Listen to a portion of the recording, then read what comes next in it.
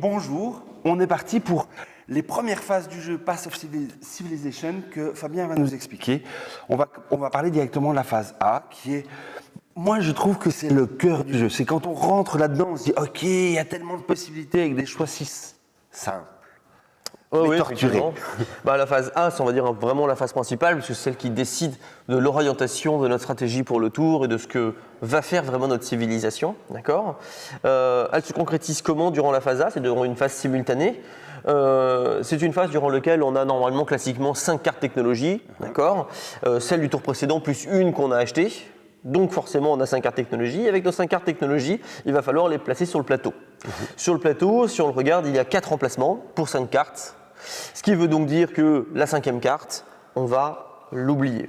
Donc typiquement, on pourrait placer nos cartes. Là, je les place, hop, comme ceci.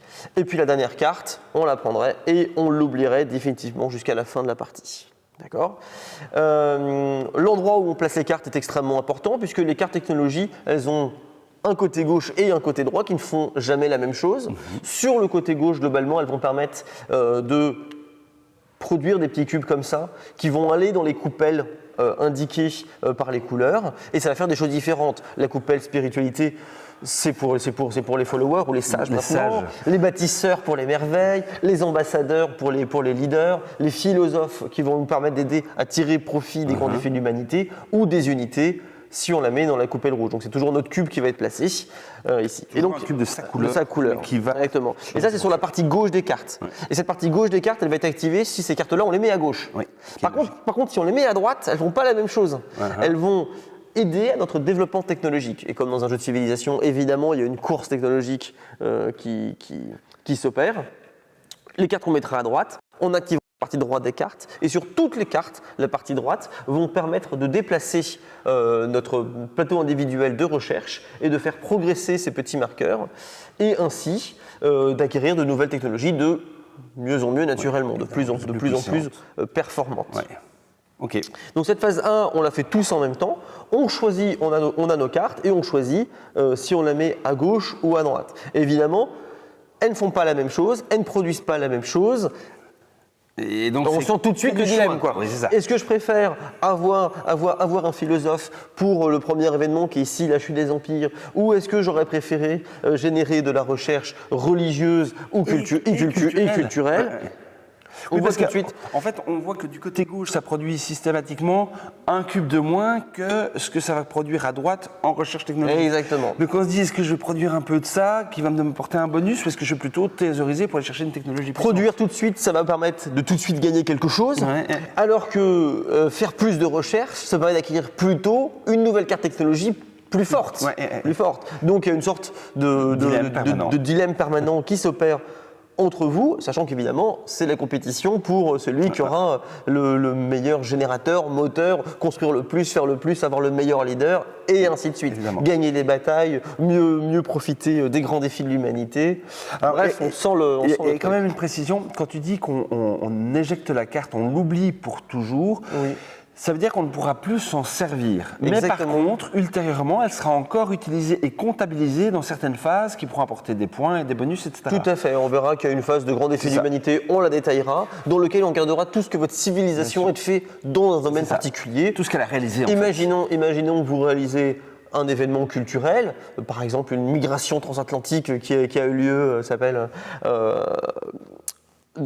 autour de l'humanité, et bien à ce moment-là, on va regarder, vu que c'est culturel, tout ce qu'a fait votre civilisation sur le plan culturel, y compris ce qu'elle aurait fait il y a très longtemps. D'accord. Et ce qu'on aurait mis de côté. On verra ça en détail, mais en gros, on oublie la carte, on ne s'en sert plus, mais par contre, elle aura encore une utilité. Bien sûr. Ok, donc ça c'est la phase A, c'est-à-dire que je fais un résumé. J'ai 5 cartes en main en début de tour, à part quelques cas exceptionnels, j'ai 5 cartes en main en début de tour. Je vais en poser 2 à gauche, en poser 2 à droite, et la 5e, je la retourne et je mets sur le côté de mon plateau. Je ne pourrai plus m'en servir jusqu'à la fin de la partie. Phase A. Terminé. Aussi simple que ça, mais pourtant déjà rempli de dilemmes. Ensuite, on passe à la phase B. Quelle est donc cette phase B, mon cher Fabien? Eh bien, la phase B, comme la phase A se déroule en simultané, on n'a pas besoin d'attendre les autres pour l'accomplir.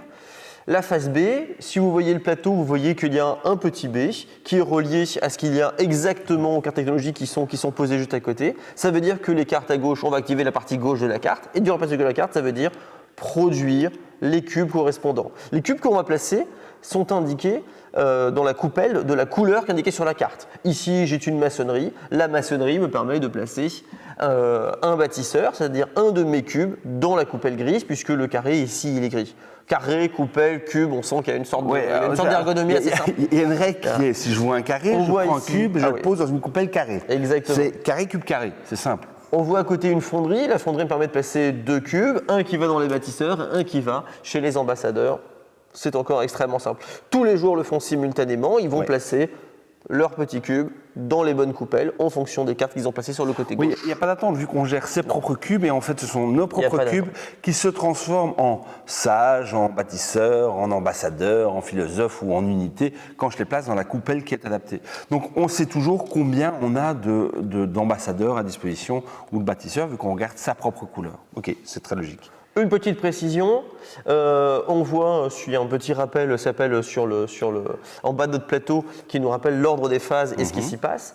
C'est que notre production doit être inférieure à notre population. On a ou égale, bien sûr. Ou égale, on a ici une piste de population qui représente évidemment combien il y a de à quel point notre population est dense. Est dense, tout à fait. Et si jamais nous avions à produire plus s'appelle de cubes que notre population. Au début, on parle de population de 4 et dans l'exemple que je viens de modifier ici, j'allais produire 5 cubes. Et bien sur les 5, je vais en choisir 4. D'accord. Parmi les 5, parce que la population peut faire plus que ce qu'elle est. D'accord. Donc en gros, tu choisis quel cube tu ne places pas. En fait. Exactement. D'accord. Exactement. C'était tout à fait ça. Donc la population est limitative en quelque sorte. Exactement. C'est un barème. Voilà, exactement. Il ne faut pas trop s'en inquiéter sur le début de partie, elle est quand même relativement large. Oui. Mais il y a des moments où ça peut devenir. Il faut en tenir compte. Il faut en tenir compte. Tout à fait. Magnifique. Et bien c'est tout pour cette phase B, c'est très rapide. C'est très rapide. Donc, je répète, phase A, 2 cartes à gauche, 2 cartes à droite, je viens à la 5e. Phase B, je regarde les cartes que j'ai posées à gauche et je regarde la partie gauche de ces cartes et c'est le nombre de cubes que je produis dans les différentes coupelles. Exactement. Super simple. Tout est dit. Ok, magnifique. On va passer à la suite, mais pour vous, ce sera dans quelques jours ou quelques semaines. Mais pour nous, c'est dans 2 minutes. Sur ce, on vous souhaite une très très bonne journée. Merci. Merci.